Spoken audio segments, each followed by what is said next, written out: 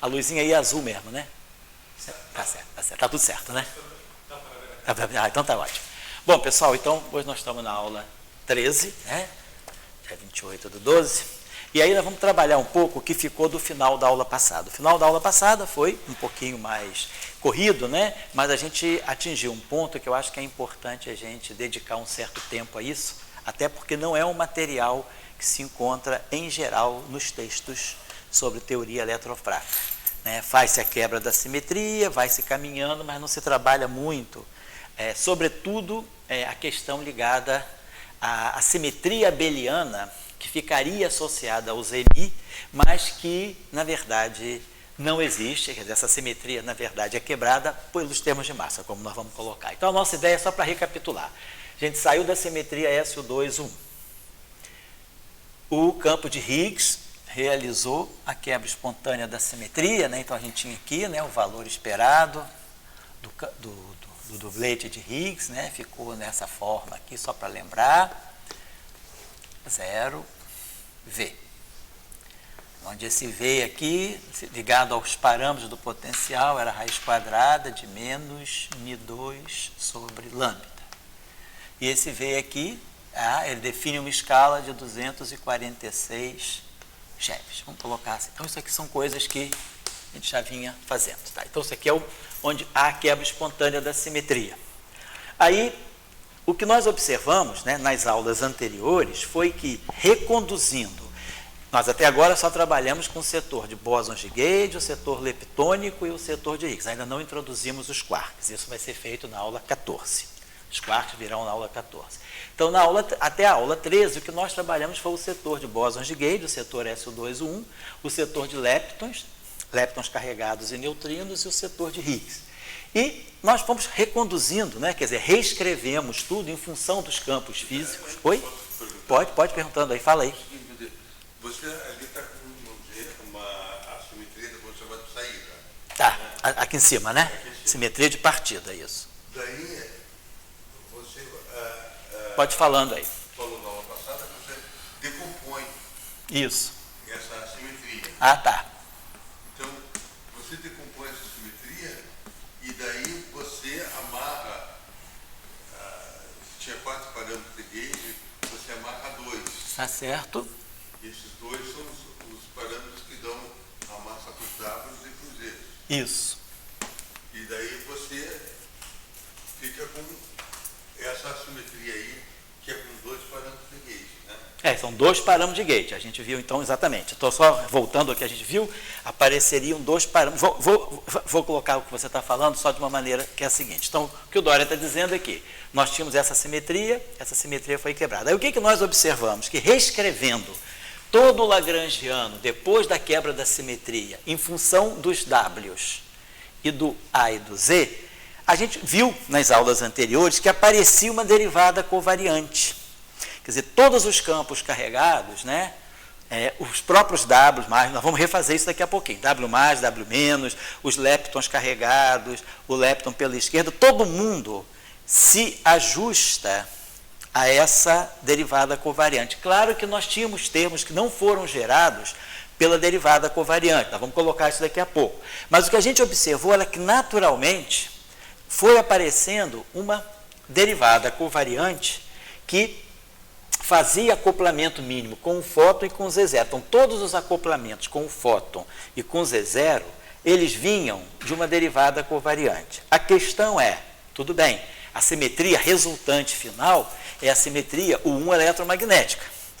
Então, vamos ver o seguinte, que essa simetria aqui, apesar dela estar presente e a gente definir uma carga associada a ela, quer dizer, a gente define um número quântico associado a essa simetria. Só que essa simetria não é exata. Essa simetria, a gente vai ver, ela é quebrada. E ela é quebrada por termos de massa. Nós vamos ver daqui a pouco. Não só o termo de massa do Z0, mas os próprios termos de massa dos leptons carregados. Então, na verdade, a simetria final é esta aqui. Mas essa simetria, ela deixa a sua herança através de uma derivada covariante. Quer dizer, tenho essa derivada covariante, tenho esse campo, esse bóson vetorial neutro, que se transforma desse modo, só que isso não define uma simetria exata. É uma simetria que é quebrada pelos termos de massa. Bom, depois nós vamos trabalhar exatamente, as massas vão quebrar essa simetria. Nas aulas anteriores, então a gente viu que a gente definindo, né? Tendo definido esses campos, a gente, ao fazer as transformações... Eu acho que uma coisa que você diz... Fala. É o discurso da decomposição. Tá, vamos falar, eu vou insistir sobre o... Você tem dois discursos. Isso. Um na decomposição dos parâmetros de Gauge. Certo. E o outro, a transformação, Isso. a mudança de variáveis dos parâmetros de Gauge. Isso, a mudança de base de campos de... A pergunta original é essa. A decomposição ou a transformação mudou a simetria de Gauge Certo. ou não? Tá certo. Entendeu? Essa é... Tá, vamos falar sobre a questão da quebra da simetria, decomposição da simetria. Vamos dizer assim, daqui a pouco eu vou entrar com um quadro que a gente vai ficar mais clara a questão da decomposição da simetria. Então, como nós sabíamos, lá desde o início, a transformação do YMI e a transformação do BM3, que nós já tínhamos clara, quer dizer, quem era a transformação do BM3? A transformação do BM3 era para nós menos menos epsilon3 menos epsilon3, 1, 2, menos ômega 1 B Mi2 menos ômega 2 B Mi1 mais aqui, perdão, e menos Dmi ômega 3. E a transformação do YMI lá, desde o início, nós sabíamos, era menos Dmi alfa, onde alfa era o parâmetro associado a esse 1 da hipercarga e o ômega 3 era a terceira componente dos spin fracos. Está aqui. Né? Dá para ler aqui, né, Tchauca? Né? Então, aqui é só lembrar, quer dizer, que na verdade a gente tinha essa transformação. Delta BMA igual a menos epsilon ABC ômega B, BMC, menos Dmi, ômega A.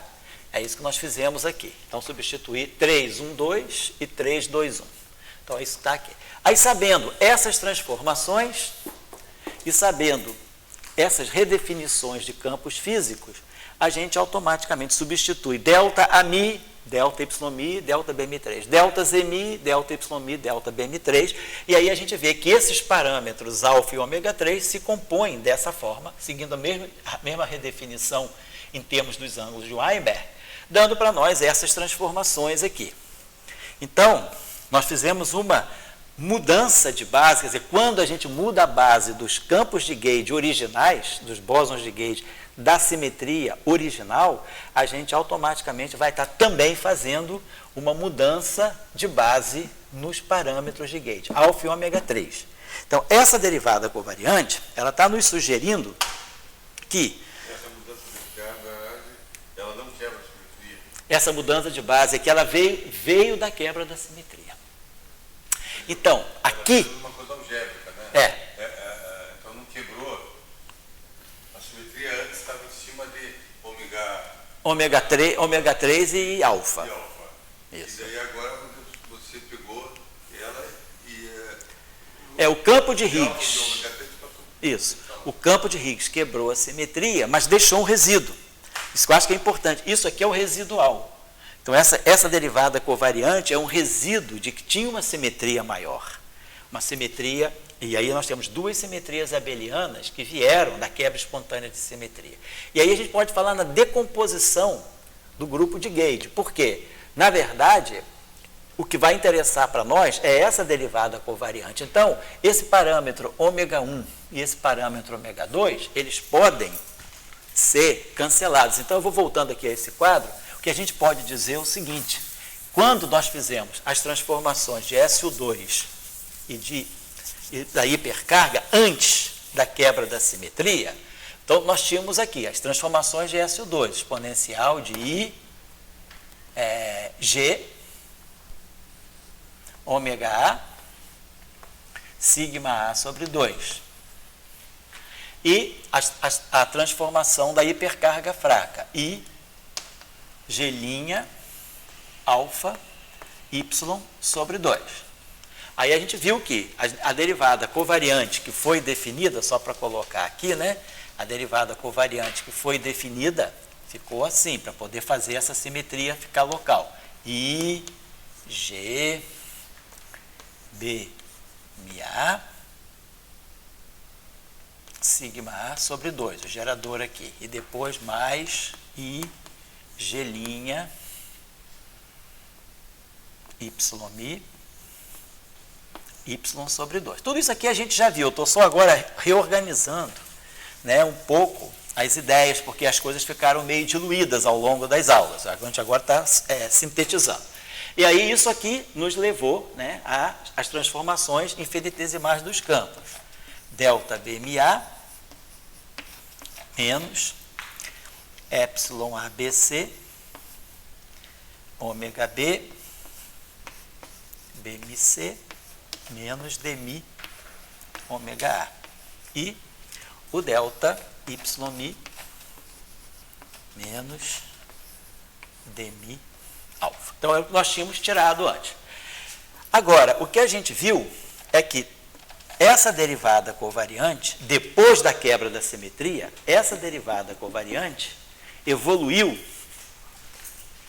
ou seja, ficou como herança daquela derivada covariante, essa derivada covariante. Então, tudo vai se passar depois da quebra de simetria, quer dizer, o que sobra de derivada covariante é equivalente a eu estar colocando ômega 1 igual a ômega 2 igual a 0 e ficar com ômega 3 diferente de 0, parâmetro geral, e o alfa diferente de 0. Então, com a quebra da simetria, tudo se passa como, quer dizer, como não, tudo se passa como se não, tudo se passa tendo essa simetria aqui sido decomposta. Quer dizer, eu vou pegar um subgrupo do SO2 left. O subgrupo vai ser o subgrupo em que os parâmetros ômega 1 e ômega 2 sejam 0 e ômega 3 diferente de 0. Então, depois da quebra da simetria, vamos colocar assim, depois da quebra da simetria, o que nós vamos ter aqui vai ser essa simetria exponencial de I, ômega 3, sigma 3 sobre 2, que na verdade é o nosso I3, a gente pode imaginar, quer dizer, pode pensar que na representação do Bleit, isso aqui é a representação do I3, né? E a simetria abeliana da hipercarga I, G', alfa. Então, esse é o subgrupo que vai estar coordenando aquela derivada covariante. Então, houve uma, que a gente pode dizer, quer dizer, a quebra da simetria pelo campo de Higgs, na verdade, ela leva a um desmembramento, a uma decomposição da simetria SO2. Quer dizer, a simetria SO2 se decompõe, ela perde o parâmetro ômega 1 e ômega 2 e deixa só esse resíduo abeliano, esse grupo, subgrupo abeliano de SO2 left e o próprio grupo U1Y, da hipercarga. Então, isso é o que está coordenando essa derivada covariante, e é essa simetria, que é a simetria que está sendo, o gauging dessa simetria é feito pelo AMI e pelo ZMI. Quer dizer, essa simetria que sobrou, ela se redistribui, né? Quer dizer, em vez de trabalhar com ômega 3 e com alfa, eu agora trabalho com alfa eletromagnético e com alfa Z.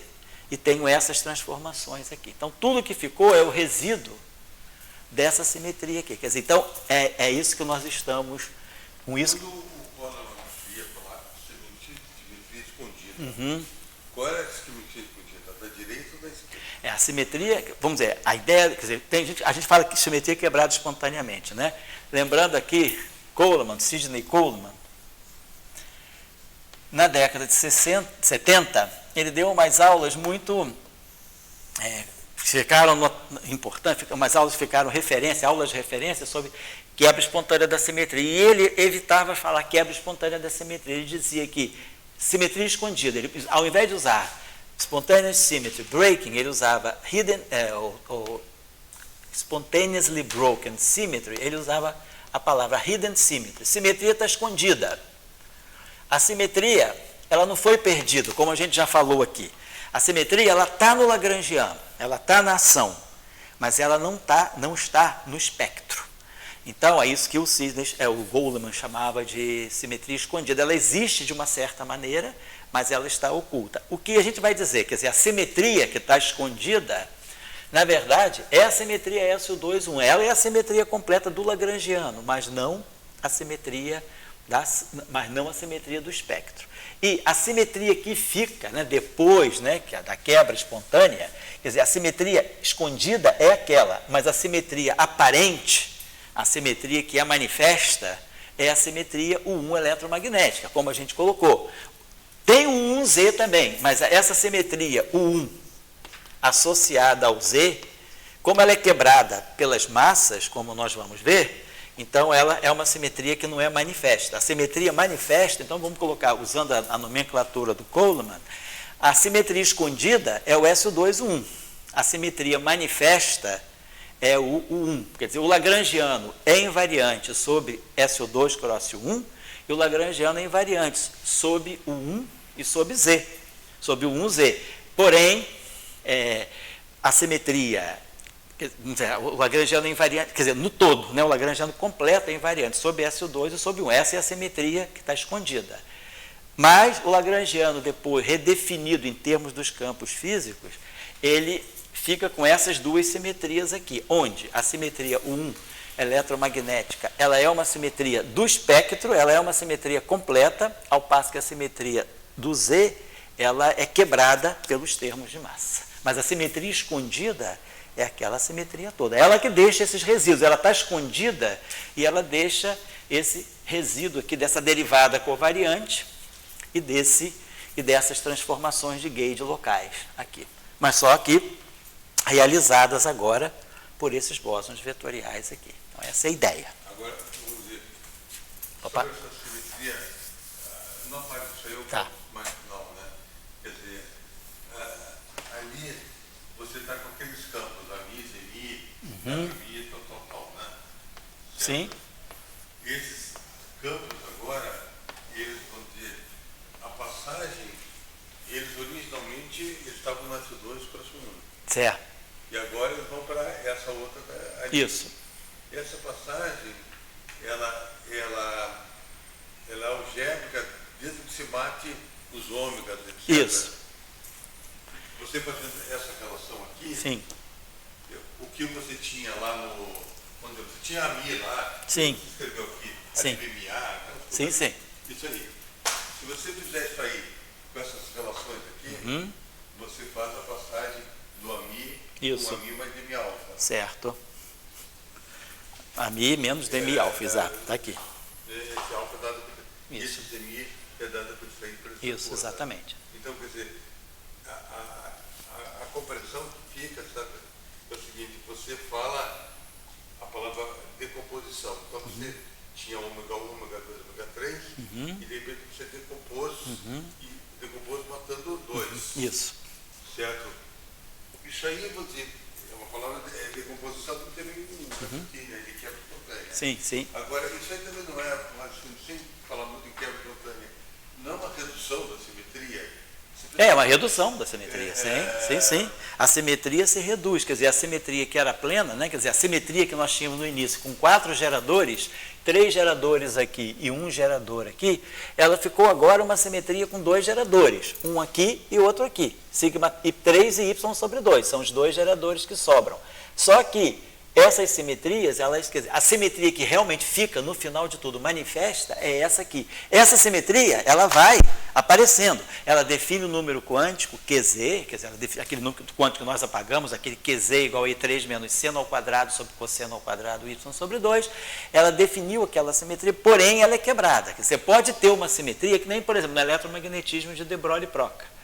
Você tem a simetria U1, mas a simetria 1 é quebrada pelo termo de massa. Mas você define as cargas, que você não perde a noção de carga elétrica quando você vai para o eletromagnetismo de de Broglie-Proca. Você continua com a carga elétrica, continua com a corrente conservada, inclusive no de Broglie-Proca, a gente tem a corrente conservada e a corrente conservada impõe essa condição subsidiária. Não é um gauge fixing, é uma condição subsidiária que aparece porque a massa é diferente de zero.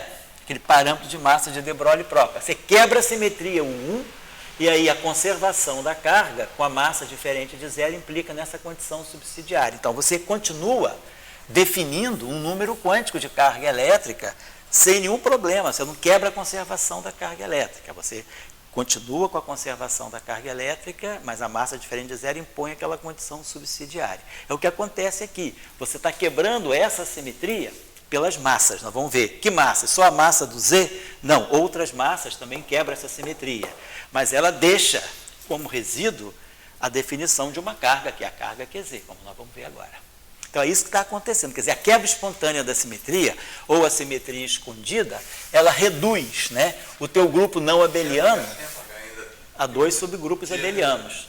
A pergunta que vem sempre é aquela pergunta, você fez todo um raciocínio, você pegou S2 com S1, fez a quebra espontânea, daí você botou massa, e daí você, bom, agora que eu botei massa, eu tinha uma lagrangiana. Certo.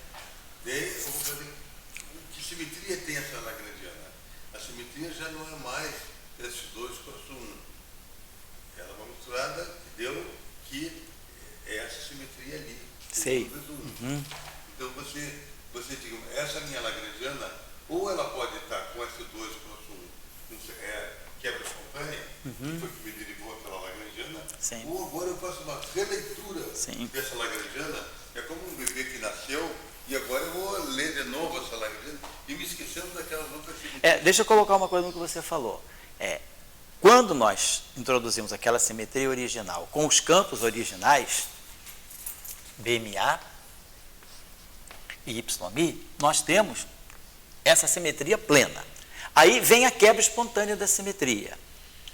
Se eu mantiver a minha descrição depois da quebra da simetria, se eu mantiver a minha descrição em termos de BMA e de YI, essa simetria é do lagrangiano, essa simetria não desaparece do lagrangiano. Essa simetria só vai desaparecer do lagrangiano quando, depois da quebra, eu sair desses campos aqui e passar para esses campos aqui. WMI mais menos, AMI, ZMI. Agora, quando eu reescrevo, quando eu vou, vamos dizer assim, olhar de novo para o modelo original, mas escrito em termos desses campos, eu não estou vendo essa simetria, eu estou vendo essa simetria. Com essa aqui, quebrada pelo termo de massa. Então, quer dizer, não é que você perca a simetria, você perde a simetria do lagrangiano. Você perde a simetria do lagrangiano se você mudar a base de campos. Mas se você mantiver fiel, você quebrou a simetria, mas não vai redefinir os campos, você tem a simetria SO2,1. Você só perde a simetria SO2,1 quando você redefine os campos para diagonalizar a matriz de massa. É isso que é a essência da simetria escondida que o Coleman diz. A simetria está escondida numa base de campos. Quando você sai daquela base de campos para a base que é física, e você é obrigado a fazer isso porque os campos físicos têm que ter massa bem definida, então você tem que ter esse campo com massa zero e esse campo massivo. Quando você faz isso, e você tem esses campos aqui massivos também, então quando você passa para a base física de campo de bósons vetoriais intermediários massivos, você deixa de enxergar essa simetria. Agora, se diz, ela desapareceu, não. Se eu trabalhar com essa base de campos, a simetria está lá. Quando eu passo para aquela base de campos, a simetria deixa de ser essa e passa a ser essa. Só que essa que depois é quebrada pelos termos de massa. E, inclusive, tem uma coisa importante, quer dizer, não é assim, vamos dizer, tópico que a gente vai discutir nesse curso, mas nos outros cursos que a gente está discutindo, justamente de teorias efetivas, justamente o papel, né, da quebra espontânea da simetria é justamente não desmanchar certas propriedades que a teoria, que a simetria exata tem. Por exemplo, a teoria de Young-Mills demonstrou-se lá no início da década de 70 que ela é renormalizável. Toft, Coleman, Toft, Veltman e tal. Depois, com a quebra espontânea da simetria, você não perde a renormalizabilidade. E aí você mantém a renormalizabilidade justamente porque com a quebra espontânea da simetria, na verdade, quando você trabalha com essa base de campos, você não vê a simetria. Mas se você trabalha com essa base de campos, a simetria está lá. Então, as identidades de Ward, as identidades de Slavnov e Taylor, da simetria original, elas não são perdidas, elas são simplesmente revistas quando eu vou para a base de campos novos, porque a simetria está lá. Então, eu acho que é isso que é importante. A simetria, ela é escondida no sentido de Coleman justamente por isso, porque na base de campos originais, ela está lá. Agora, eu mudo de base. Aí, quando eu mudo de base, eu perco a simetria. Então, vamos dizer assim, é exatamente a questão do oscilador anarmônico. Quando a gente tem o oscilador harmônico, nós temos, por exemplo, esse potencial. Então, eu tenho uma simetria perfeita, direita e esquerda. Quando nós vamos para aquele chamado oscilador anarmônico, e aí os parâmetros, a gente vai trabalhar com um potencial que seja 1/2 de Kx2, que é o potencial harmônico, mais o termo anarmônico, 1/4 de Gx4. Vamos dizer, eu tenho esse potencial aqui. Quando o K é negativo e o G é positivo, o potencial adquire essa forma aqui. Então, oscilador anarmônico, K negativo, G positivo, o potencial tem essa forma. Ele tem a simetria direita e esquerda, que nem o oscilador original tinha, simetria direita e esquerda. Só que, agora, meu sistema tem como pontos fixos, né, pontos estáveis de oscilação, esse ponto e esse ponto. Quer dizer, a simetria, ela está lá no potencial. Mas quando eu escolho, vou botar meu sistema para sofrer pequenas oscilações em torno desse ponto de equilíbrio aqui. Vou escolher esse ponto de equilíbrio aqui, que é o ponto de mínimo. E aí meu sistema, vou dar uma energia ao meu oscilador e ele vai ficar oscilando aqui, nesse poço. Quando ele ficar oscilando nesse poço, a gente quebrou a simetria, não tem nenhuma oscilação do lado esquerdo. A oscilação está toda do lado direito. Então, quem está quebrando a simetria é aquilo que é o resultado, é o que é manifesto, é o que está acontecendo. Mas a simetria não foi perdida, o potencial continua sendo esse. Então, a simetria está no potencial. Se ela está no potencial, ela está no lagrangiano. Mas quando o meu sistema começa a executar as suas oscilações, o meu sistema realizado fisicamente, ele está só do lado direito, ele não está oscilando do lado esquerdo. Então, ele escolheu um ponto de mínimo e oscilou aqui. Então, isso é que a gente chama de quebra espontânea, porque você quebrou, né? Você assim, alterou, violou essa simetria. Mas a simetria, na verdade, não foi perdida. A simetria do potencial está lá. E o potencial está no lagrangiano. Então, o lagrangiano, ele continua sendo invariante. Mas agora, quando o teu sistema começa a realizar as oscilações físicas, ele quebrou a simetria. Quando você está trabalhando com os campos físicos, a mi, zemi, isso. Mais ou menos, você não vê. Você reduziu a simetria. Você reduziu. Você reduziu a simetria. Exatamente. A simetria está lá, mas você só está vendo uma parte dela. Você está fazendo só uma parte Exatamente. dela. Você decompõe o teu grupo. A simetria é como ela está lá. Só que você está trabalhando nesse setor de ômega 1 igual a ômega 2 igual a 0. Mas eu acho que essa aí é uma equação mais simples de ser entendida, porque você diz, vamos dizer, eu quando peguei meus campos físicos, eu reduzi a minha simetria. Então eu estou com essa simetria reduzida. Isso, exatamente. Sei. E não entendi muito essas coisas de quebra espontânea. Sei. Essas coisas assim, entendo lá quando estava desenvolvendo todo o arco, certo. Mas no sentido geral da teoria, o que me parece é que você tinha um S2 próximo. Isso. Com uma base de campos. Ei? Com uma base de campos eu tinha essa simetria, exatamente. Você vai para outra base de campos, que é a física, exato. Você reduz sua simetria. Você reduz, exatamente. E daí sempre fica aquela pergunta original. Por que você não inicia, então, para essa base de campos com essa simetria e, como diria, forget a base anterior? Então, por que eu não começo já com... e construo toda a teoria eletrofraca a partir do 1? Exato. Por que não? Vamos ver daqui a pouco por quê. Vou falar por quê. Então, tá, isso é importante, isso é fundamental. Por que eu não começo com 1? Então, vou apagar isso aqui, porque isso aqui já está. E vamos voltar ao seguinte. Vamos voltar, então. Essa coisa não é bem explicada, sabe? Sei. Eu acho que a palavra quebra espontânea, ela assumiu uma organização, e na verdade, vamos dizer, você fez uma mudança de base de campo, e aquela base de campo, ela não precisa de toda aquela. Exatamente, eu acho que isso que é fundamental. Eu acho que o que é importante numa teoria de campos é sempre, a gente não pode esquecer que a gente pode passar de uma base de campos para outra. E muitas vezes a gente muda de base sem alterar a física.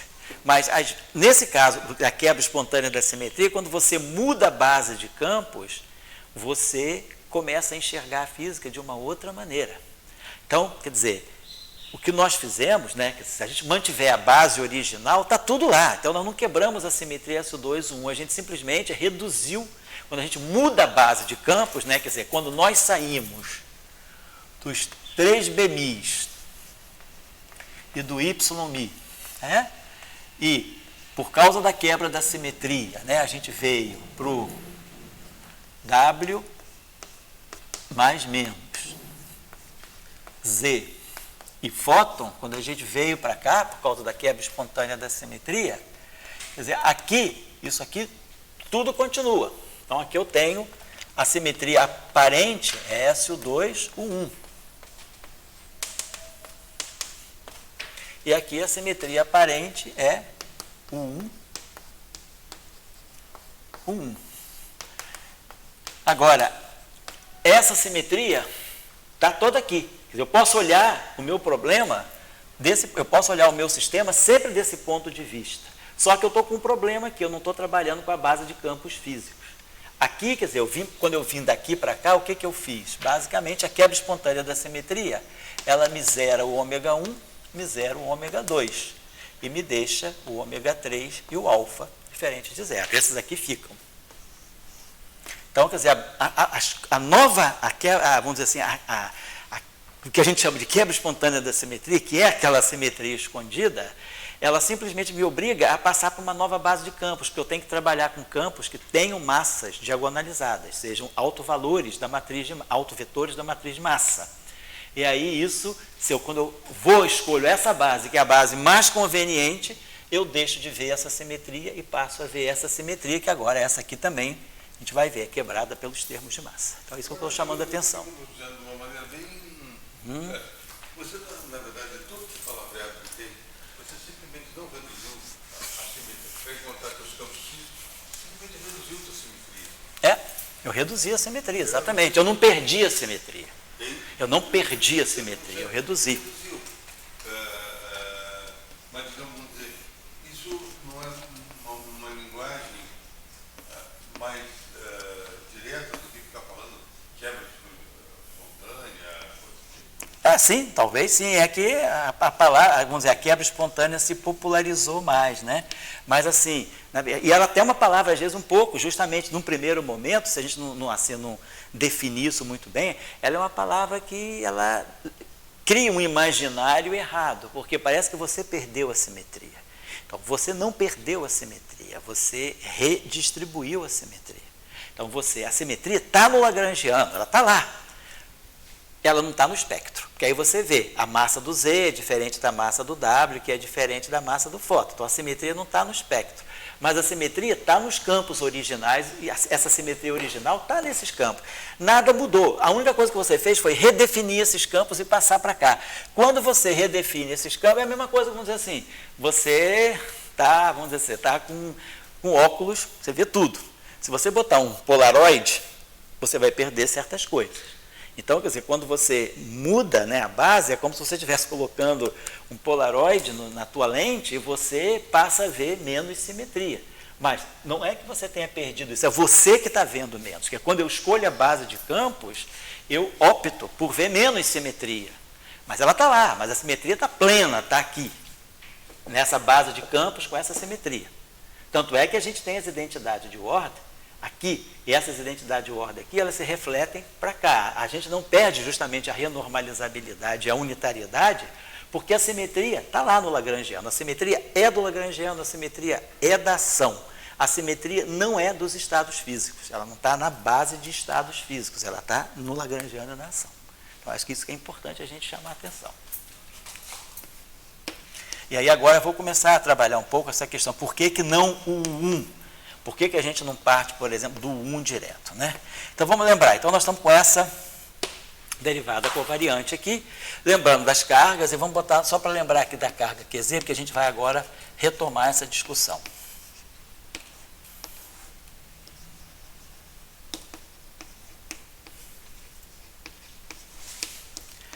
Ali você não poderia esperar também ter um E derivado da IQM, IGQM ZMI. IGQM ZMI. O que a carga eletromagnética associada ao Z. Quer dizer, se você partisse do 1 direto, talvez você pudesse fazer isso. Agora, aqui não, porque o SO2 já coordenou tudo. Não, entendi. Certo? Tá, vamos lá, então vamos lembrar o seguinte, vamos tirar a derivada covariante do W+, essa derivada covariante que fica, do W mais menos. Então, lembrando, a gente não precisa nem fazer aqui, porque a carga eletromagnética é 1 e menos 1. Então, ela vai ficar dmi, vou botar aqui WNI, dmi... É um pouco tortuoso o caminho dessa eletrofraca. Oi? Eu acho, assim, se fosse assim, como diz o Almoço, Sei. humilde manto da humildade, Sei. dá uma opinião, né? Ele é um pouco tortuoso, esse caminho. Ah, sim. Eu acho que esse caminho ele iniciou e daí ele não pode perder aquele início. Certo, entendi, sei.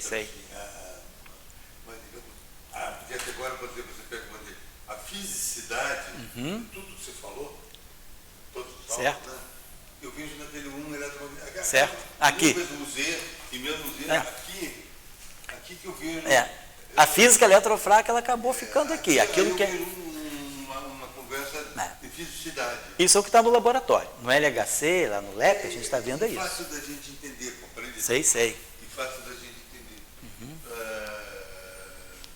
Certo? Vamos lá. Aqui vamos colocar o seguinte. Quem é a carga fraca, quem é a carga Z do W mais do W menos? Quer dizer, W mais e W menos tem. W mais tem I3 igual a 1, W menos tem I3 igual a menos 1. E o Y deles é zero, porque os W são bósons de Gauge do SO2. Eles não têm nada a ver com a hipercarga fraca. Eles são neutros aqui. Então, o Y é zero. Então, vai dar mais ou menos a constante de acoplamento efetiva que fica, que é o G cosseno de θ. Aí a carga QZ é justamente mais ou menos, e aí aqui nós vamos ter o Zmi, e aqui a gente vai ter o WNi mais ou menos. Aí se a gente voltar lá no nosso lagrangiano, de algumas aulas atrás, quando a gente estudou o setor de bósons vetoriais, a gente vai ver que no lagrangiano, quer dizer, com essa derivada covariante, aparecia justamente isso aqui, Dmi, WNi mais menos Dni, WMi mais, e aí aqui, Dmi, W menos Ni, menos Dni, W menos Mi. Isso é o que nós tínhamos. E aí a gente está vendo que daqui vão aparecer justamente, quando eu multiplicar essas derivadas covariantes, a gente vai ter os vértices cúbicos, né? Vão ter vértice com vai ter essa derivada aqui, por exemplo, batendo aqui, ela vai dar 2 Ws e um fóton, 2 Ws e um Z. Depois eu vou poder também ter aqui 2 Ws, um fóton e um Z. Então daqui vão sair esses vértices aqui. O vértice que tem W mais, vamos colocar assim, W menos, e o fóton, vamos colocar aqui. Então seria isso aqui. Esse cara interagindo com esse. Depois eu teria W mais, W menos, interagindo com Z0. Tá aqui. Vão ser esses termos aqui, essas derivadas cruzadas com isso aqui. E depois eu vou poder ter esse termo cruzando com esse. Em que nós vamos ter W mais, W menos, e aí aqui a gente vai ter o fóton e o Z0. Então, esses vértices aqui são os vértices que vão aparecer. Agora, no lagrangiano de bósons vetoriais, aparecem termos que não estão nessas derivadas covariantes. Quem são esses termos? Se a gente se lembrar, vamos comparar lá atrás. Aparecia aquele termo I, E, W mais Mi, W menos Ni, F Ni. Esse termo aqui aparecia por causa da estrutura não abeliana. Do ponto de vista das nossas derivadas covariantes abelianas, ele é um acoplamento não mínimo. Ele não tem o potencial, ele tem o F-mini, o campo F-mini eletromagnético. Então, esse acoplamento é não mínimo do ponto de vista das derivadas covariantes, mas é mínimo do ponto de vista do SO2,1. Então, esse acoplamento aparece e não está nessas derivadas covariantes. Como também os acoplamentos dos 4 W. Nós vimos que tinha W mais Mi, W menos mi vezes W mais Ni, W menos Ni. E tínhamos também W mais Mi, W mais Mi, W menos Ni, W menos Ni. Então, tínhamos esses acoplamentos que não estão na derivada covariante. E eles apareciam com aquela constante G ao quadrado.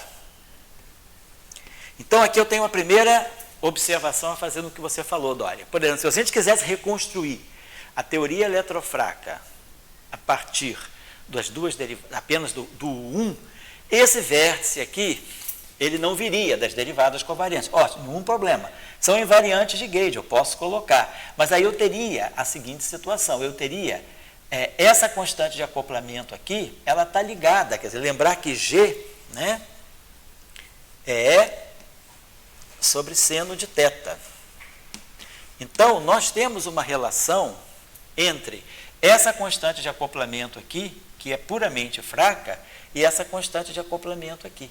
Quer dizer, a constante G, no fundo, como às vezes você gosta de usar a expressão, ela é uma modulação, a partir do ângulo de Weinberg, ela é uma espécie de uma modulação da constante fundamental, da constante de acoplamento, né, a carga fundamental eletromagnética. Então, a gente teria, vamos dizer assim, dificuldade. Isso é uma questão também que a gente tem que colocar em evidência, que no LHC está se estudando, quer dizer, a estrutura dos quadrivértices e dos trivértices, né? Então, isso já foi estudado, vem sendo estudado, medidas de precisão. Será que vão aparecer acoplamentos anômalos, né? Acoplamentos entre os bósons, trivértices e quadrivértices anômalos? Por exemplo, nós não temos nenhum trivértice, nem nenhum quadrivértice envolvendo só fótons Z0.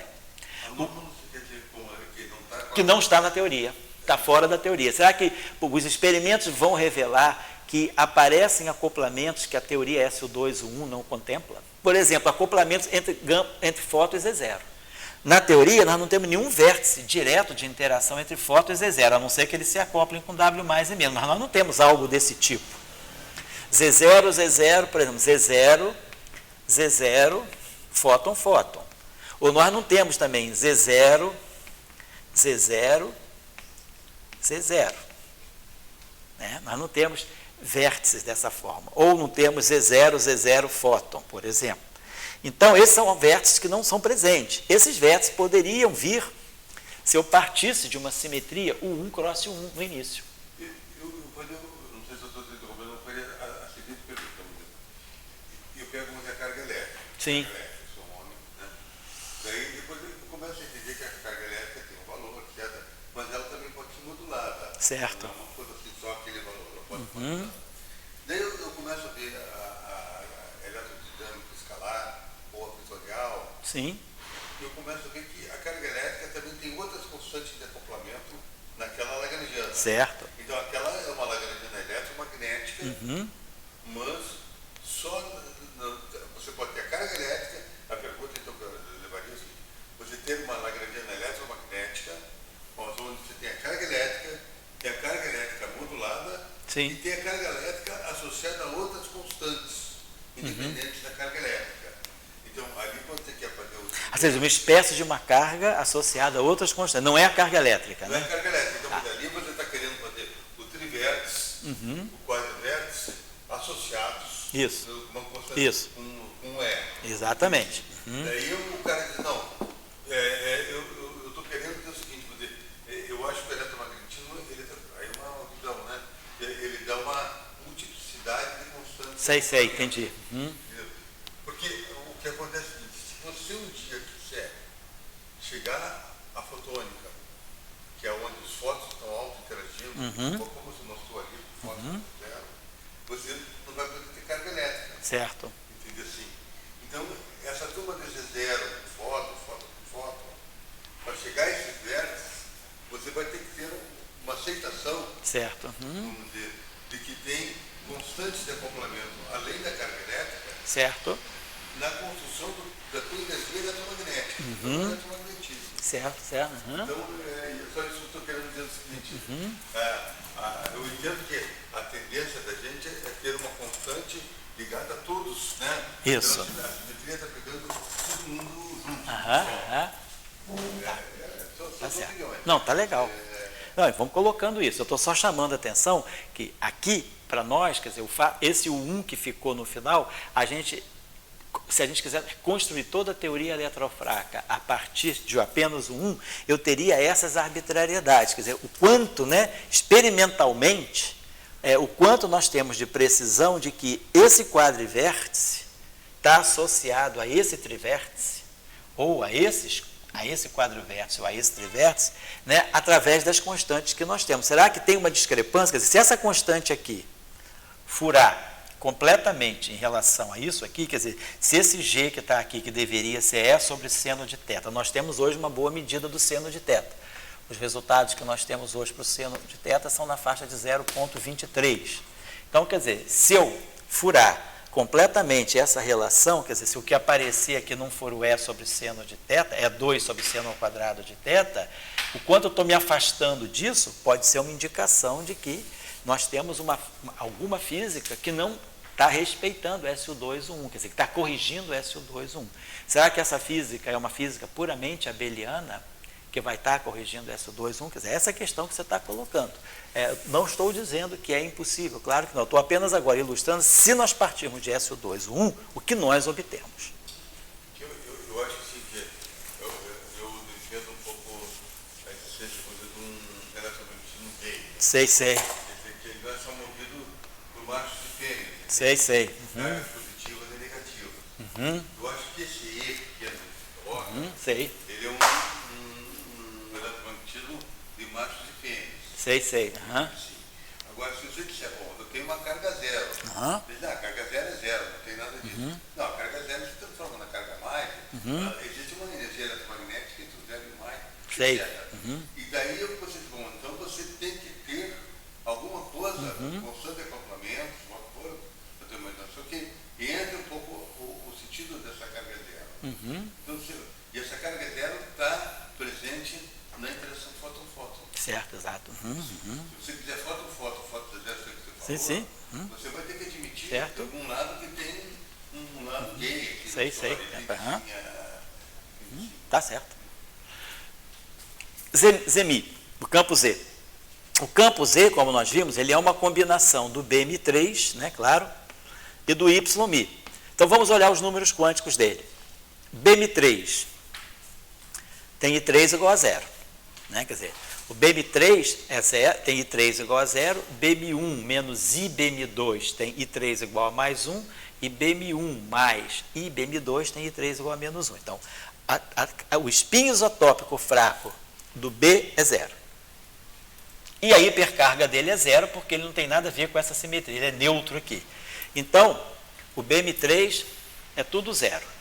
O Y é neutro aqui, e é neutro aqui. O bóson de Gauge de uma teoria abeliana, quer dizer, o bóson de Gauge YMI da simetria U1 hipercarga fraca é neutro, que nem o fóton. O fóton é neutro, do ponto de vista eletromagnético. Quer dizer, um bóson de Gauge abeliano, ele é neutro. Então, esse campo aqui não tem nenhuma carga, e esse campo aqui não tem nenhuma carga. Então, a carga fraca do ZMI é 0. E a carga eletromagnética dele também é 0, porque ele é neutro. Então, a derivada covariante do ZMI é o próprio ZMI. É a própria derivada usual. Quer dizer, essa carga dele aqui, a carga Q eletromagnética dele é 0, e a carga fraca dele é 0. Então, não temos nada para o campo ZMI. Então, de fato, o ZMI ele vai aparecer sem autoacoplamento sozinho. Nós não vamos ter acoplamento dele puro. Os acoplamentos dele vão aparecer sempre com fóton e com W mais e menos acompanhando. Depois, então, agora, vamos pegar o termo de massa. O termo de massa, mz ao quadrado, zmi, zmi. Então, esse termo é um termo típico que vai quebrar a simetria do zmi. Quer dizer, a simetria do zmi é essa simetria aqui, menos dmi alfa z. Então, esse termo de massa quebra essa simetria. Então, o termo de massa do Z já quebra a simetria. Vamos olhar o termo de massa do W. O termo de massa do W é W mais Mi, W menos Mi. Então, as cargas são opostas. A carga eletromagnética é oposta. A fase aqui cancela a fase aqui. A carga Z também é oposta, porque isso aqui é zero. A carga Z do W mais é mais 1. A carga Z do W menos é menos 1. Então, o termo de massa dos Ws não quebra a simetria, não quebra a simetria, o 1 vezes o 1. Então, vamos dizer assim, a massa, deixa eu botar aqui. Você não está olhando para a transformação elevada I, alfa, você está olhando para o que mesmo? Oi? Dória? Desculpa, já vou te atendendo. O que você está falando, Dória?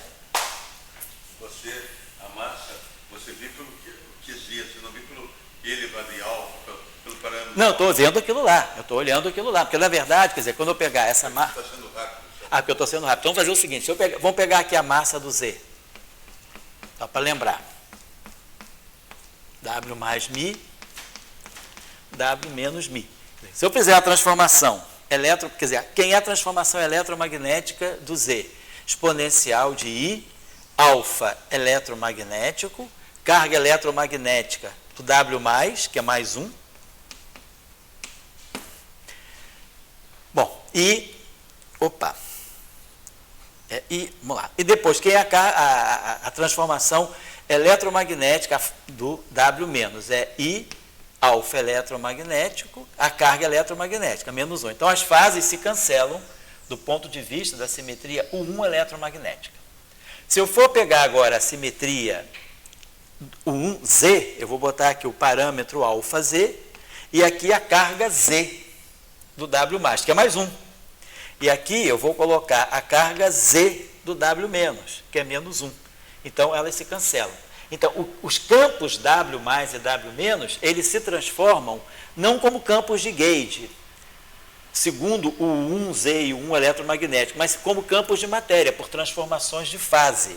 Quer dizer, vou colocar aqui, então, a transformação, quer dizer, o W mais ou menos, né?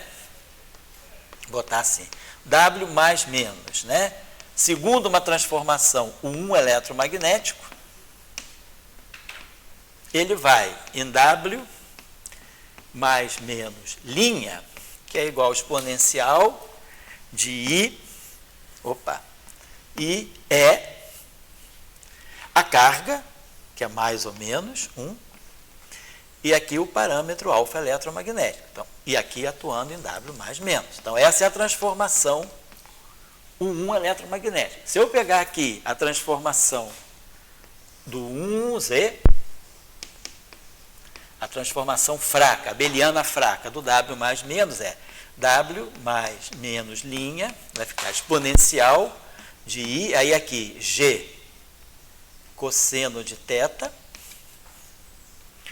aí aqui a carga, que é mais ou menos 1, alfa Z. E aí aqui W mais menos. Né? Vou colocar isso aqui só para separar isso aqui.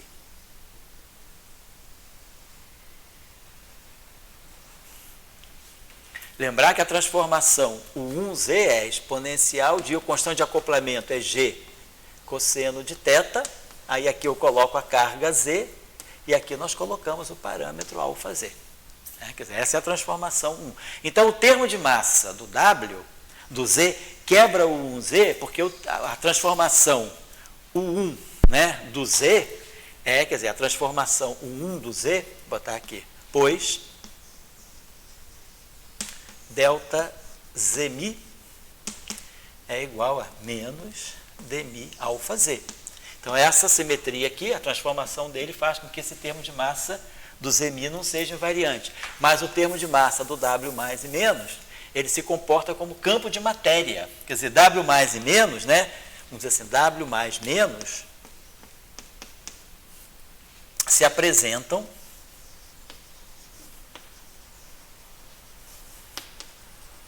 como campos de matéria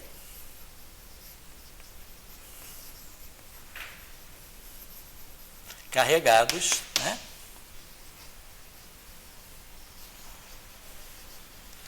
do ponto de vista das duas simetrias abelianas, dos dois, vamos botar assim, dos dois U1s.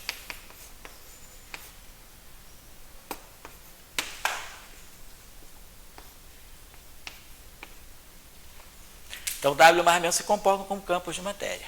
Aí eu introduzo, inclusive, o acoplamento não mínimo, que é aquele que a gente já colocou e apagou. Mas o que é importante é a gente estar observando as derivadas covariantes. Então, tudo bem, a gente já pegou a derivada covariante do Z. Então, nós observamos que os termos de massa do W respeitam as duas simetrias. Quem está quebrando a simetria, o 1Z, por enquanto, é a massa do Z. Mas a massa dos W respeita as duas simetrias. Muito bem. Vamos olhar agora as coisas do ponto de vista dos férmions carregados. Vamos olhar primeiro, então, os férmions carregados. Opa, pegar isso aqui, não, deixar isso aqui como está.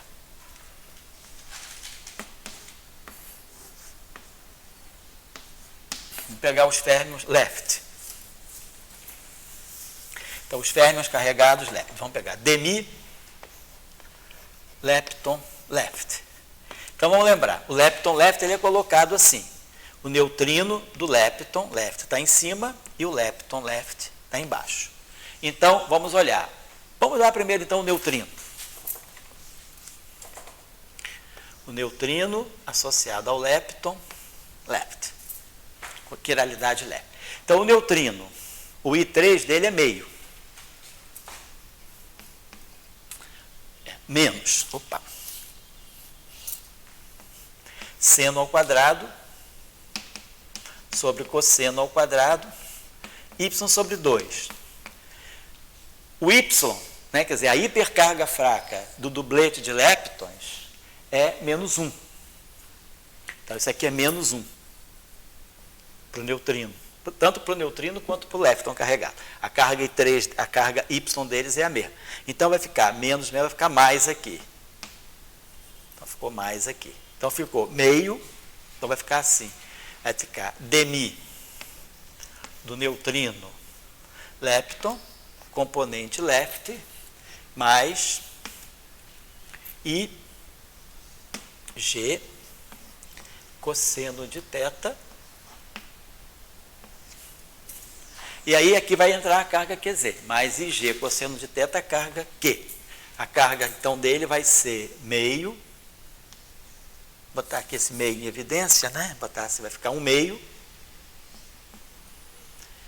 Seno ao quadrado, vai ficar 1 meio em evidência. Vai ficar cosseno ao quadrado mais seno ao quadrado, que é 1, sobre cosseno ao quadrado. Então, vai ficar mais 1 meio sobre 2 cosseno ao quadrado de θ, né? Quer dizer, 1 meio, bota aqui em evidência esse 1 meio, fica 1 mais seno ao quadrado sobre cosseno ao quadrado, que fica 1 sobre cosseno ao quadrado. Então, essa aqui é a carga, vou botar aqui. Então, isso aqui, vezes, isso aqui, constante de acoplamento, carga Z, aí aqui vamos ter o Zmi, e aqui o neutrino do lepton, quiralidade left. Então, claro, eu posso simplificar isso aqui, então isso aqui vai ficar demi, neutrino do lepton left, e aí esse cosseno de θ vai cancelar, vai ficar então mais I sobre 2, mais I, G sobre 2 cosseno de θ, G sobre 2 cosseno de θ, Zmi, neutrino do lepton, quiralidade left. Agora, é claro, se eu quiser, eu posso expressar esse G aqui como é sobre seno de θ. G seno de θ é. Então, se eu quiser, posso substituir isso aqui colocando aqui G sobre 2 cosseno de θ é a mesma coisa que E sobre seno de θ. 2 seno θ cosseno θ é cosseno de 2, é seno de 2θ. Então, posso escrever isso aqui como sendo E sobre seno de 2θ. Tanto faz, né? É só substituir o G por E sobre seno de θ. Então, essa é a derivada covariante. Então, todas as interações do neutrino com o Z estão dadas aqui. Quer dizer, quando eu colocar depois, né, lá no Lagrangiano, neutrino left barrado e gama mi, derivada covariante do neutrino left, eu vou estar produzindo essa corrente fraca aqui, essa corrente neutra, neutrino left barrado, gama mi, neutrino left, Zmi. Com essa constante de acoplamento aqui. G sobre 2 cosseno de θ ou E sobre seno de 2θ. Tanto faz. Vou botar aqui em cima.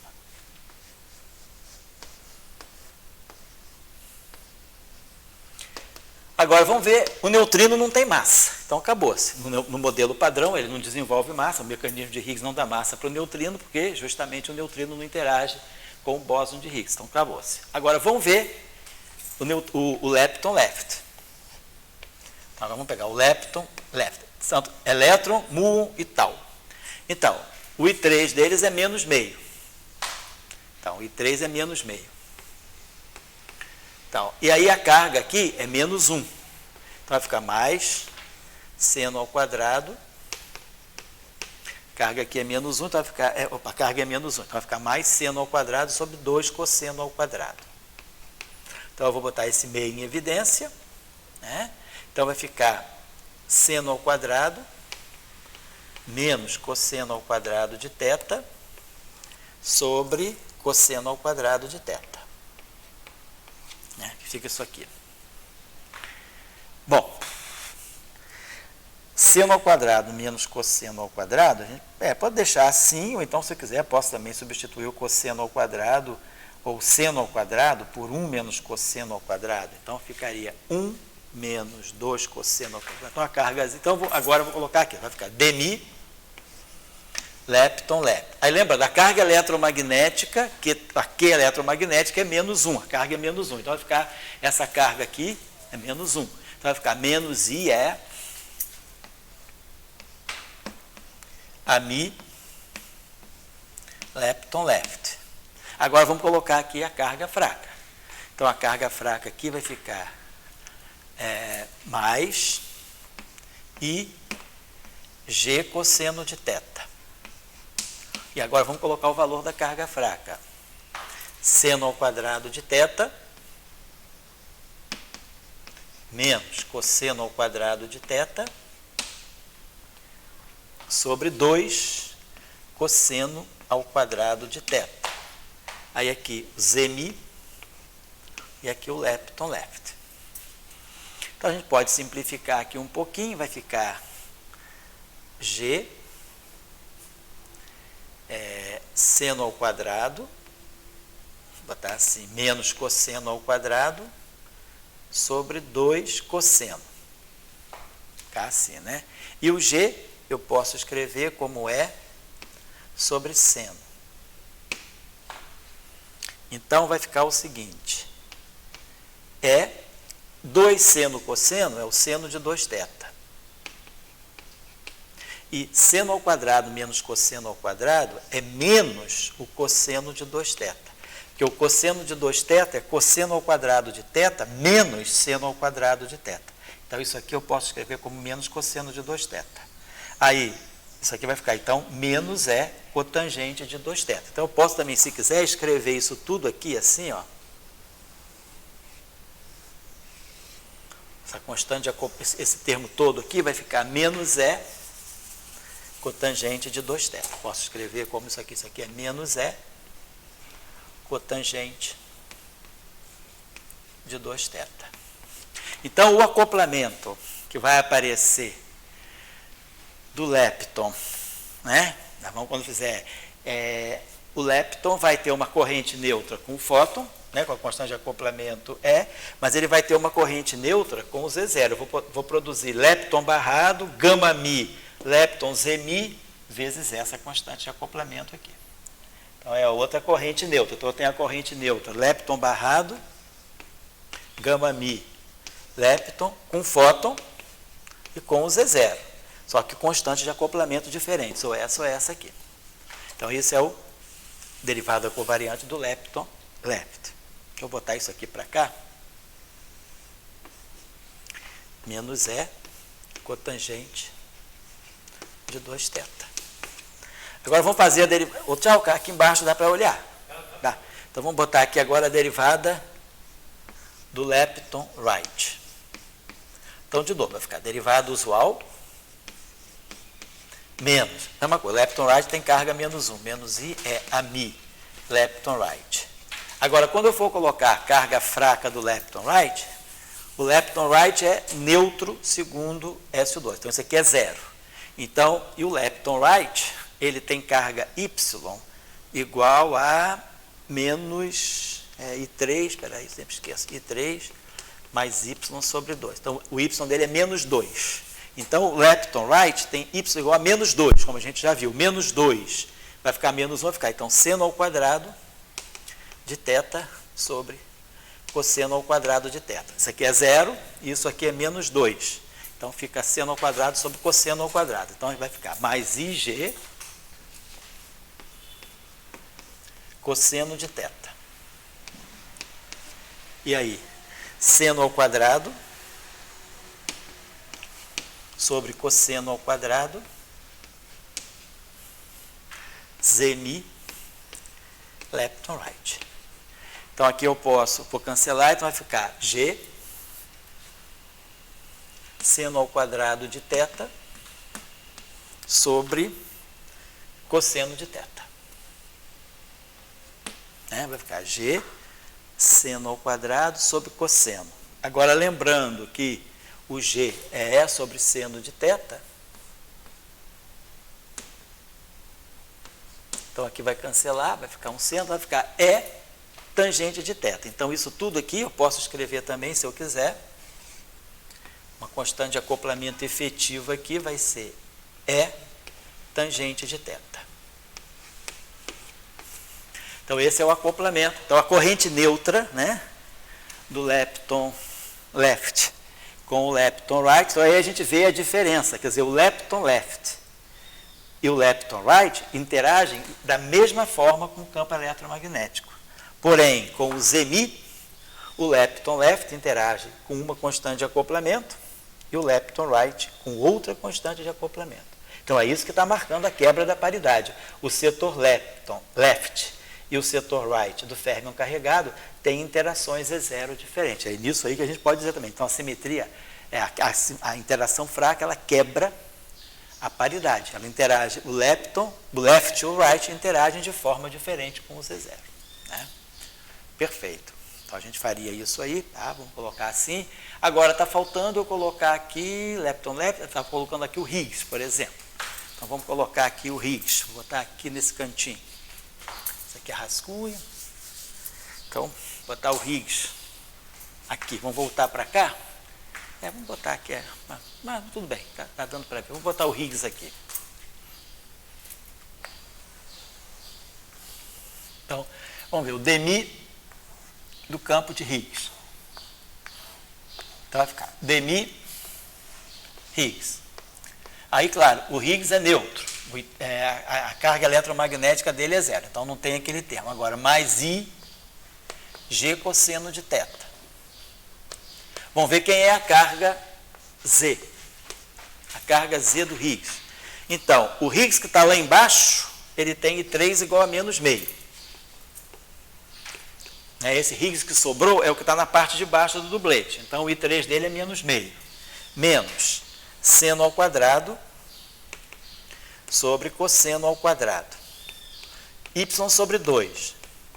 Mas, para o Higgs, o Y é 1. O Y é 1. Então, fica menos 1 meio, aqui, coloco, fatoro aqui o menos 1 meio, aí vai ficar 1 mais seno ao quadrado sobre cosseno ao quadrado. Dá seno ao quadrado, dá 1 sobre cosseno ao quadrado de θ. Certo? Porque vai ficar cosseno ao quadrado mais seno ao quadrado, que dá 1, então tá isso aqui. Então, eu vou ter aqui, então tá, isso aqui é mais 1, então fica menos meio, então vai ficar aqui vezes, menos meio, menos 1 sobre 2 cosseno ao quadrado de θ. 2 cosseno ao quadrado de θ, aí aqui zmi e aqui o Higgs. Então, agora fazendo a simplificação, então a derivada covariante do Higgs, ela fica sendo dmi Higgs, e aí aqui vai ficar, o cosseno vai ficar menos I G sobre 2 cosseno de θ, zmi Higgs. E aí esse G sobre 2 cosseno de θ, eu expresso aqui como E sobre seno de θ, então fica E sobre seno de 2θ.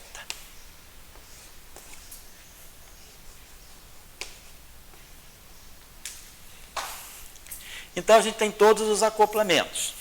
Agora, então, todos esses acoplamentos aqui estão respeitando a simetria U1 eletromagnética e U1Z, porque todos esses acoplamentos são construídos com campos de gauge daquelas simetrias. Agora, vamos ver os termos de massa.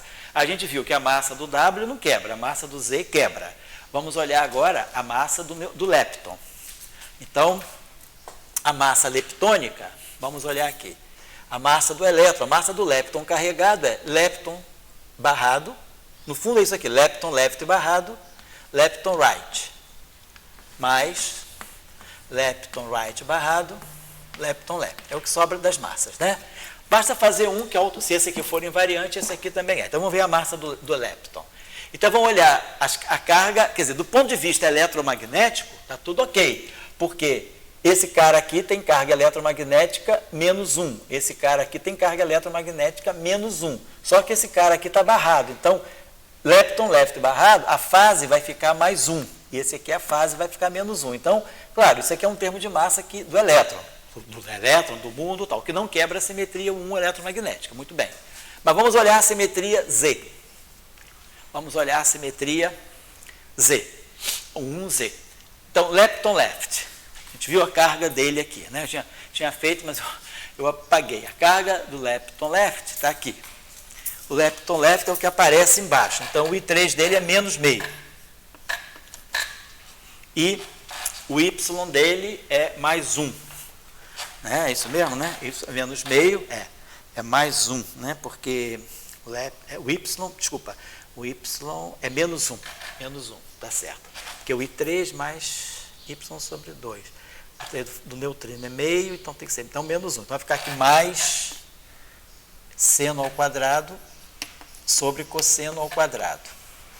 Então, essa aqui é a carga Z do lepton left. Então, o lepton left, quer dizer, quando se transforma sobre o 1Z, ele vai ficar exponencial de I.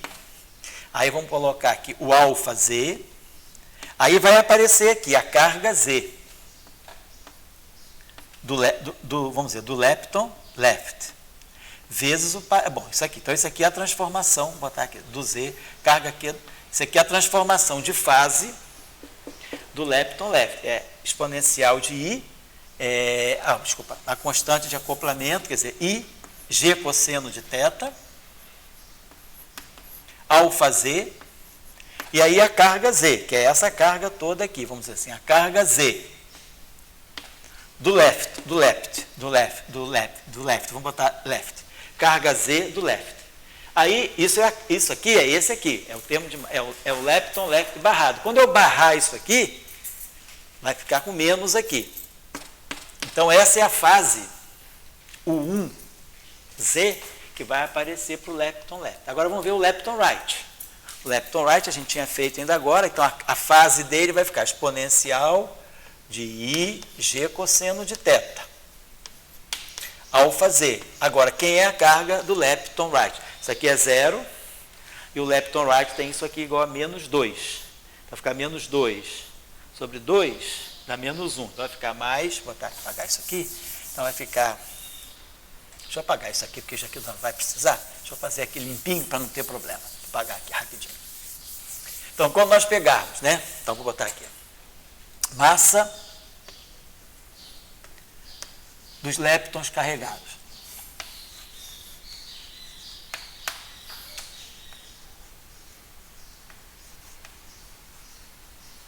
Vai ficar. A massa do lepton, a gente já viu, era Y e o valor esperado do vácuo do Higgs. A constante de acoplamento de Yukawa ao Higgs, e aqui o lepton left barrado, lepton right. E a mesma coisa depois mais o conjugado complexo, que eu não vou precisar escrever. Então, vamos ver a transformação U1, né, Z, desse cara aqui. Então, isso aqui não se mexe. É a fase que vai aparecer aqui. Então, ficou exponencial. Então, aqui vai ganhar essa fase aqui. Exponencial de menos I, G cosseno de θ, alfa Z, e essa carga aqui é menos 1/2 mais seno ao quadrado sobre cosseno ao quadrado. Então, isso aqui é a transformação de fase do lepton left. Vamos botar agora aqui vezes a transformação de fase do lepton right. Então, vai ficar I, G cosseno de θ, alfa Z, e aí a carga Z do lepton right, que é, aqui é menos 2, então vai ficar seno ao quadrado de θ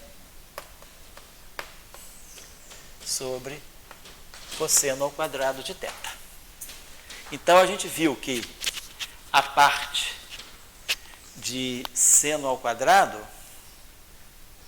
sobre cosseno ao quadrado aqui vai ficar menos, não? Então, aqui, ó, vai ficar menos I, G, tudo igual. Esse pedacinho aqui dá com sinal menos, que cancela esse aqui, que tem sinal mais. Mas sobra essa fase aqui. Então, a massa do lepton quebra a simetria, ou então a massa dos leptons carregados, né? Então, quebra o 1Z. Por causa dessa fasezinha aqui que sobra. Beleza. Então, a massa do lepton left, lepton right, exatamente, né? Não tem erro, né? Que é esse termo aqui do lepton right, isso aqui é 0, né? Então, ficou do outro lá, peraí, é menos 1/2, isso, né? Mais tá. Peraí, deixa eu ver se eu não fiz besteira aqui, pera um instantinho só, gente, perdão. Do lepton left, isso aqui é do lepton left, o I3 tá certo, é menos meio, tá lá. O Y, aqui eu esqueci de botar um fator 2, espera aí, o Y é 2, né? O Y é mais 1. É menos 1, perdão, é menos 1. Né? O Y é menos 1, porque o neutrino é I3 é meio, então esse Y tem que ser menos 1, perdão. Então é menos 1, então vai ficar mais meio, esqueci desse meio aqui. Tem um meio aqui. Então, peraí, aqui tem um 2. Então, vamos ver isso aqui, vamos ver. Que aí pode mudar as coisas aqui, vamos ver. Eu errei aqui, tá? A carga Z do lepton left, eu esqueci de botar esse fator 2 aqui. Então, ficou aqui, ó. Aqui ficou. Vai ficar o G cosseno, então vai ficar só o seguinte. Aqui vai ficar 1/2 menos seno ao quadrado sobre 2 cosseno ao quadrado. Seno ao quadrado sobre 2 cosseno ao quadrado. É o que vem daqui. Meio menos seno ao quadrado mais cosseno ao quadrado. E daqui vem mais seno ao quadrado sobre cosseno ao quadrado. Então, isso aqui ficou menos seno ao quadrado. E aqui ficou mais cosseno ao quadrado. Então, a gente pode botar aqui. Então, aqui ficou menos. Então, isso aqui é menos meio mais 1. Então, isso aqui, menos meio mais 1, acaba dando mais meio. Vai ficar mais meio. Vai ficar isso aqui. Então, vai ficar o 2 em evidência, vai ficar cosseno ao quadrado mais seno ao quadrado, que é 1, sobre cosseno ao quadrado. Então, realmente, as fases... não tem como se cancelarem essas fases aí. Então, a massa do lepton está quebrando a simetria. A massa do bóson W mais e W menos não quebra. Mas a massa do lepton está quebrando a simetria o 1Z, né? Por causa das diferenças de carga. A gente não errou mesmo, porque o lepton left tem isso aqui igual a 0.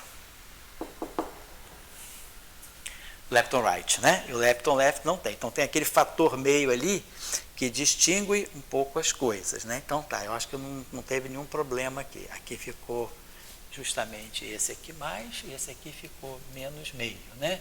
Então, esse cara aqui fica mais meio, esse cara aqui é menos meio com esse. Então, ficou menos meio, só para ver se não estou errando na trigonometria. Então, ficou meio, esse aqui é menos e esse aqui é mais meio. Quer dizer, meio mais seno ao quadrado de θ sobre 2 cosseno ao quadrado de θ. Então, não tem como isso aí dar diferente de 0. Perfeito. Então, acabou. Então, isso aí, a massa do lepton quebra. Vamos ver, então, agora, qual foi a massa que está faltando? A massa do Z, a massa a gente já testou, a massa do W, a massa do lepton quebra, a massa do Higgs. a massa do Higgs, a gente está lembrado, é 1/2, termo de massa do Higgs, 1/2 menos 2μ2 e H2. Né? Quer dizer, o campo de Higgs está aparecendo com isso aqui ao quadrado. Quer dizer, ele não tem como cancelar a fase, né? Porque ele não tem complexo conjugado. Então, as duas fases não vão se cancelar, vai se somar. Então, quer dizer, a massa do Higgs também quebra. Então, a massa do Higgs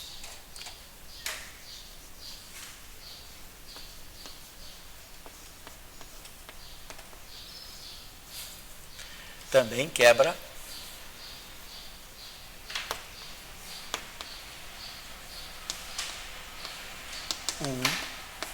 é Z.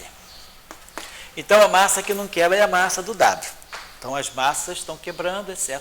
Agora, a gente pode olhar certos acoplamentos, né? Que a gente não olhou. Quer dizer, os acoplamentos... por exemplo, o acoplamento do Z... Vamos dar uma olhadinha só no acoplamento dos... Bom, isso aí fica como tarefa. Vocês podem olhar os acoplamentos. Mas, por exemplo, o acoplamento... Vamos dar uma olhadinha aqui nesse. Tem os acoplamentos dos. Quer dizer, tem acoplamentos que não estão na derivada covariante. Os acoplamentos, por exemplo, com W mais, W menos. Né? Então, lembra que a gente tinha esse acoplamento aqui, ó. Lepton, left barrado. Aí aqui, gama mi. Neutrino left. Por exemplo, esse acoplamento aqui, da corrente carregada. Essa corrente leptônica aqui, ela tem carga mais 1, porque esse cara aqui é menos 1, mas a fase fica aqui mais 1, esse cara aqui é 0. Isso aqui se acopla com W menos mi. Então, esse acoplamento aqui, do ponto de vista eletromagnético, é invariante, porque essa carga aqui é menos 1, fica mais 1, e essa carga aqui é menos 1. Então, e essa carga é 0. Então, eletromagneticamente, as fases se cancelam. Vamos olhar, por exemplo, as cargas Z. Então, a carga Z do lepton left é essa aqui. A carga, então ficou menos 1/2, vamos botar, a carga Z do lepton left vai ficar menos 1. Porque, na verdade, como isso aqui é tudo, eu estou pegando a mesma simetria 1, então tudo isso aqui é, por exemplo, exponencial de menos I, por causa do menos I, G cosseno de θ, alfa Z, carga Z. Para todos eles vai aparecer essa mesma estrutura. Então, é só somar as cargas, pensando que os complexos conjugados têm carga menos e que os originais aqui sem complexo conjugado têm carga mais. Então, é só somar as cargas. Então, por exemplo, esse lepton left aqui, a carga dele é essa aqui. Com esse barrado, a carga dele fica oposta. Então, vai ficar 1/2 menos seno ao quadrado de θ sobre 2 cosseno ao quadrado de θ. É essa carga aqui. É carga menos desse cara. Então, a carga Z com sinal menos. Depois, o neutrino. A carga Z, então vai ter que somar com a carga Z do neutrino. Então, isso aqui é a carga Z do lepton left barrado. Agora, vamos pegar a carga Z do neutrino. Neutrino, então, ele está em cima, é 1/2. Isso. E essa aqui é menos meio. Então, vai ficar mais, vai ficar 1/2 mais... Essa aqui vai aparecer com sinal mais. Seno ao quadrado de θ sobre 2 cosseno ao quadrado de θ. E depois a carga Z do W menos, que é menos 1. Então, estou pegando então as cargas Z de todo mundo. A carga Z desse aqui oposta, a carga Z direita do neutrino e a carga Z do W. Esse cara aqui cancela esse. E esse meio com esse meio cancela esse menos 1. Então, essa interação aqui, ela é invariante, tanto sob o 1 left, sobre o 1 eletromagnético, então, isso aqui é invariante sob o 1 eletromagnético e o 1Z, o 1 fraco. Então, essa invariância aqui persiste. Então, a gente pode olhar isso para os demais acoplamentos também, por um acoplamento neutro, né? Se a gente quiser olhar, por exemplo, o acoplamento do neutrino com neutrino, né? Com o Z, por exemplo, alguma coisa desse tipo, só para ter uma ideia aqui, né? Então, essa simetria aqui mantém. Aqui eu vou tirar isso aqui, que a gente já observou. Então, a gente está vendo as massas, né? Quebrando, Vamos pegar, por exemplo, para finalizar, a gente pode olhar as demais. Por exemplo, se a gente pegar a corrente neutra do neutrino acoplada com o Zemi, que é o que vem daqui, essa corrente aqui. Tem essa constante de acoplamento que eu não estou colocando, mas seria neutrino left barrado I, gama mi, demi, neutrino left. Aí quando eu fizer esse acoplamento mínimo aqui, eu vou ter essa corrente aqui, um Zemi, por exemplo.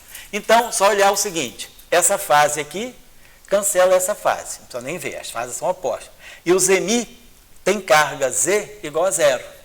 Então, essa simetria também mantém um eletromagnético vezes um Z. E assim vai. A gente pode olhar os demais acoplamentos, né? Não tem muito mistério. O que é importante é observar o seguinte, tem toda uma estrutura de um eletromagnético e de um left, e de um fraco. E essa estrutura, as massas, então, que massas quebram, que massa não quebra. A massa do W mais menos não quebra, mas a massa do lepton quebra. Por que a massa do lepton quebra, né? Provavelmente porque a massa do lepton, porque o lepton tem essa interação, tá certo, porque o setor left, os Ws, eles não têm setor left e right, mas o lepton tem o setor left e o setor right, e o setor left e o setor right tem cargas diferentes do ponto de vista do Zemi, então por isso que quebra. É só ver a questão das cargas, né? Tá bom, então, e os acoplamentos também, a gente pode olhar da mesma forma, ver os acoplamentos que, por exemplo, aquele acoplamento que nós não colocamos, que a gente falou que é um acoplamento não mínimo, I é W mais Mi, W menos Ni, F mini. Vamos ver o que esse acoplamento está fazendo. Do ponto de vista eletromagnético, ele é invariante. Essa carga cancela essa carga e esse cara aqui é neutro, é o fóton. Agora vamos dar uma olhadinha do ponto de vista das cargas, da carga Z. Então, quem é a carga Z do WMi+? A carga Z do WMi é mais 1. A carga Z do WM- é menos 1. E a carga Z do fóton, o fóton, ele é Bm3, que é 0. E é YMi, que tem, então, a carga Z do fóton é 0. Então, esse acoplamento aqui mantém também os dois SO2, mantém os dois U1s. Os dois U1s são mantidos também por esse acoplamento, e assim vai. Então, a gente pode olhar todos os acoplamentos que a gente tem e ver se tem algo que quebra ou não quebra. Então, o que é importante é que a gente sinaliza a presença desse U1 e dessa carga fraca. Agora, em 2014, a carga fraca do próton tinha sido medida, e na aula passada o Tchalka nos deu um paper mais recente de 2018, confirmando, né, dando um valor mais preciso para a carga Z do próton. Na próxima aula, quando nós introduzirmos os quarks, então a gente vai ter quark U e quark D para formar o próton. E aí cada quark, quer dizer, os quarks têm a sua carga Z, a gente vai ver quais são as atribuições I3 e Y2 do quark. Então a gente vai ver quem são as cargas, quem é a carga Z do quark U e quem é a carga Z do quark D. Então, como a simetria U1 é essa simetria aqui, Z é abeliana, então eu vou ter UD, as cargas vão se somar. Então eu vou ter duas vezes a carga Z do quark U mais a carga Z do quark D. Então isso aqui vai dar a carga fraca do próton, quer dizer, a carga associada, né, à simetria U1 fraca, U1Z do próton. E aí a gente vai, essa medida tem sido feita e tem sido comprovada com uma certa precisão. Então é isso que a gente vai chamar a atenção na próxima aula, a gente já pode introduzir direto, né, o setor de quarks e ver a discussão também dos quarks aí em função dessa, depois a gente vê a discussão dos quarks em função dessa simetria U. Mas então, só para finalizar, quer dizer, o básico da aula de hoje, quer dizer, a discussão que a gente estava tendo aí com Dória desde o início é que a simetria SO2, U1, ela permanece se eu usar a base de campos original. Quando eu passo para a base de campos físicos, a simetria SO2, O1 deixa de ser manifesta e passa a estar escondida naquela base de campos. E aí as simetrias que se manifestam são o 1 eletromagnético e o 1Z. Mas o 1Z é quebrado por certas massas, a massa do Z e a massa dos leptons carregados. Depois vamos ver se a massa dos quarks preserva ou não. Não deve preservar também. Então, a gente está vendo que a simetria U1, ela deixa um resíduo através da derivada covariante que nós temos, mas ela é quebrada pelos termos de massa. Acho que a gente pode finalizar por aqui essa aula, que foi gravada direitinho, então, né? Tchau. Então tá. Aí, tchau. Então, beleza.